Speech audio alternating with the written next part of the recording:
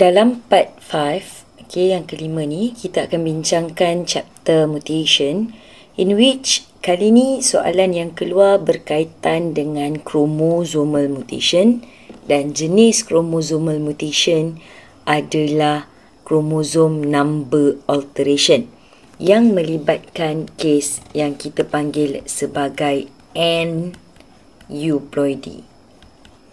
Okay, di mana kes aneuploidy ini adalah daripada normal individual, iaitu 2N, dia boleh jadi ada ekstra kromosom, okay, yang keadaannya kita panggil sebagai trisomi, okay, ataupun dia boleh jadi 2N tolak 1, keadaan yang dia kurang satu kromosom dalam dia punya karyotype, kita panggil sebagai monosomi.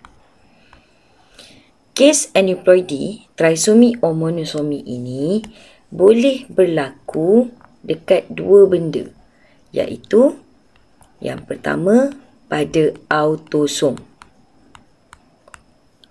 iaitu kromosom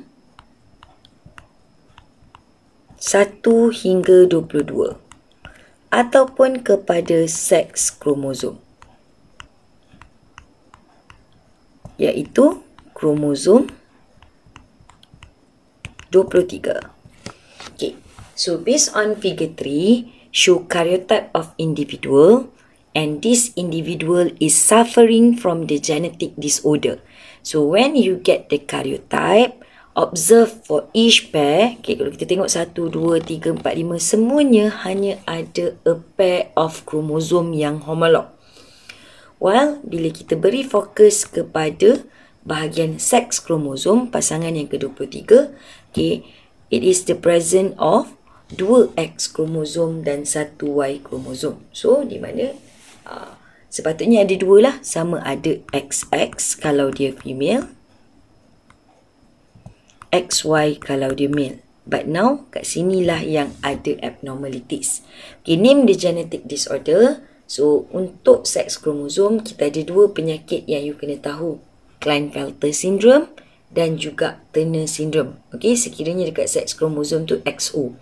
Dan kalau melibatkan autosom, ada 2 juga penyakit yang you mesti tahu simptom macam mana dia terjadi, okey, iaitu trisomy 21 atau kita panggil Down syndrome, dan juga monosomy 21.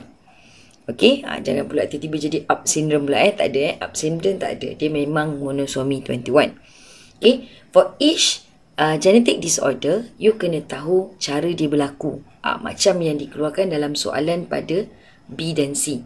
Okay, so non-disjunction, macam mana dengan abnormal gamete dia, okay, dan bila fertilization berlaku antara apa dan apa, dan zygote yang bagaimana yang terhasil, okay, that is macam mana dia berlaku. Dan you juga kena tahu tentang apa simptom-simptom orang yang menghadapi genetic disorder ini. Tak boleh ikut apa yang you observe. Okay, it must be from our syllabus yang kita dah highlight waktu kita belajar dulu. Okay, so untuk penyakit ini, memang ejaan kena betul dan mesti huruf besar, Klinefelter syndrome. Okay, soalan yang kedua, how many chromosome are found in somatic cell of this individual? Okay, ramai yang jawab 44. So, jawapan 44 salah. Kenapa? Sebab yang 44 kromosom itu adalah dia punya autosom. Okay? Kromosom 1 sampai kromosom 22 dia. Tapi dia kata somatic cell. So, sel, setiap satu sel kita dalam badan dipanggil somatic cell. Dia ada 23 pasang kromosom. Every cell. Dia terdiri daripada autosom dan seks kromosom. Jadi, untuk individu di atas, total number of kromosom dia adalah 47. Okay? So, mana yang ingat autosom dengan somatic cell tu sama tak? Sama. Somatic cell terdiri daripada autosom dan seks kromosom. Okay, next adalah if the individual is the individual male or female. Okay? So, madam kata as long as dia ada sahaja Y kromosom, dia adalah male. So, male Why? Because the presence of Y chromosome. Kalau kata X and Y pun boleh diterima. So, 2 markah. Soalan ni bagus. Kebanyakan memang boleh jawab. So, this is a expected question lah for mutation. Selain daripada soalan gene mutation untuk sickle cell anemia, ataupun Cry-du-Chat. How non-disjunction in spermatogenesis lead to the genetic disorder. So, kita tahu non-disjunction is failure of either homologous chromosome if it's occur in meiosis 1 or sister chromatid if it's occur in meiosis 2 to separate and move to opposite pole during meiosis lah. Waktu anaphase 1 ataupun anaphase 2. Tengok. Jadi untuk semua proses ini, so kalau sex kromosom, dia fokus pada kromosom 23 tu. Tapi apa konten yang perlu ada dalam esei? Madam pernah highlight kena ada non-disjunction tu berlaku antara apa dengan apa. Yang kedua, bagaimana abnormal gamete yang terhasil? Apa possibility abnormal gamete yang terhasil? Yang ketiga, macam mana fertilization tu berlaku? Mestilah between normal gamete dengan abnormal gamete.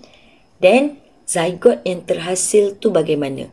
So, bila menanda, kebanyakan pelajar berjaya highlight 4 perkara ini. Tapi cara penulisan itu belum detail. In which, kalau kita tengok soalan yang pertama ni, dia memang specifically sebut spermatogenesis. So, dalam spermatogenesis, sel yang akan terhasil, gamete yang akan terhasil tu namanya sperm. So, kita tak bolehlah cerita secara general. That's why, tengok macam mana dia kata, non-disjunction of sex chromosome, berlaku, ataupun kita kata sex chromosome fail to separate. Tapi kena berlaku dalam spermatogenesis dan waktu meiosis 1. Kenapa meiosis 1? Sebab penyakit ini, dia nak gamete tu mesti ada XY. Sebab dia adalah sperm. Dia akan dapat X daripada mak yang normal. Jadi, kalau dia berlaku semasa meiosis tu, most probably gamete dia akan jadi 44 XX tambah XX atau 4, gamete. Kalau dia berlaku sewaktu meiosis 2 non-disjunction,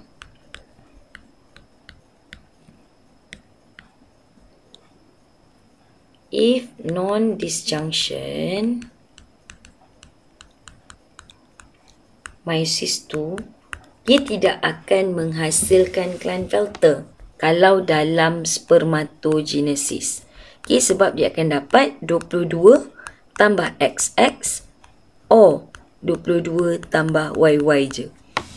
Jadi, that's why untuk soalan ini wajib during meiosis 1 atau anaphase 1. Then, hasilnya ialah penghasilan abnormal sperm. Ada yang kata abnormal gamete sebab dia spermatogenesis, dia kena fokus kepada abnormal sperm di mana genotype dia tu yang kena sebut. Disebabkan dia gamete, genotype dia mestilah 22 sebab autosom dia normal. Sepatutnya kalau normal adalah X saja atau Y saja. So dalam keadaan sekarang dia jadi 22XY. Ini yang abnormalnya. Cara tulis genotype dia tu If the abnormal sperm dengan genotype ini fertilize with normal ovum. Di mana genotypenya 22XX. Mungkin you akan buat ayat ni bersambung, tapi point dia tu boleh dapat 2 point lah. Zygote yang ada abnormal number of chromosome, di mana sekarang bila dia jadi zygote, barulah 22 dah tambah 22 dia jadi 44 dan sex chromosome dia pun dah bergabung. So ini cara tulis genotype untuk zygote. Dan kenapa point Klinefelter ini dapat markah? Sebab dekat soalan dia tulis genetic disorder sahaja. Dia tak bagi tahu penyakit apa. Berbeza dengan contoh yang kedua ni masih lagi suruh you describe. This is a very good example untuk dua-dua ni. So make sure take note. Describe how non-disjunction of chromosome 21 lead to trisomy 21. So nama penyakit dah ada dah kat sini. So dalam point nanti confirm you bagi tahu you tak dapat dah markah. Tapi kalau you nak tulis tak salah sebab ini dalam bentuk open-ended ataupun kita kata short essay. Alright. So kalau chromosome 21, so dalam jawapan you pun dia dah very specific. You tak boleh cerita non-disjunction tu secara general. Tapi berbeza sikit untuk chromosome 21, non-disjunction ini boleh berlaku semasa meiosis 1 or meiosis 2. Tapi tengok ayat dia. Maknanya bila you nak describe non-disjunction, kalau dia berlaku pada meiosis 1, yang fail to separate itu adalah homologous chromosome. Homologous chromosome fail to separate during meiosis 1 or kalau meiosis 2 dia dah dalam keadaan sister chromatid. So sister chromatid yang fail to separate during meiosis 2 or anaphase 2. So ayatnya memang kena begitu baru you dapat markah untuk point number 1. Dia ada dua possibility. Dia tak sama macam case tadi mesti meiosis 1. Then akibatnya ialah you akan produce abnormal gamete. Tapi abnormal gamete untuk autosom, sebab dia memang dalam autosom tu. Sex kromosom dia pula kita tak tahu lelaki ke perempuan. So tak payah teka. So kita just akan tulis dia N, gamete dia N. Yang normal adalah N. Tapi bila dia ada extra kromosom dia jadi N tambah 1. Kalau dia kurang kromosom dia jadi N tolak 1. So kalau dia tulis dua-dua pun okey. Tapi dalam kes sekarang kenapa dalam jawapan tu dia tulis salah satu je? Sebab dia dah kata nak buktikan penyakit ini. Jadi dia kata produce abnormal gamete that has extra copy of chromosome 21. Kena fokus pada chromosome 21. So, di mana cara tulis genotype di N tambah 1. Sama juga, you akan kata abnormal gamete that have extra chromosome 21. Keyword dia adalah fertilize with normal gamete.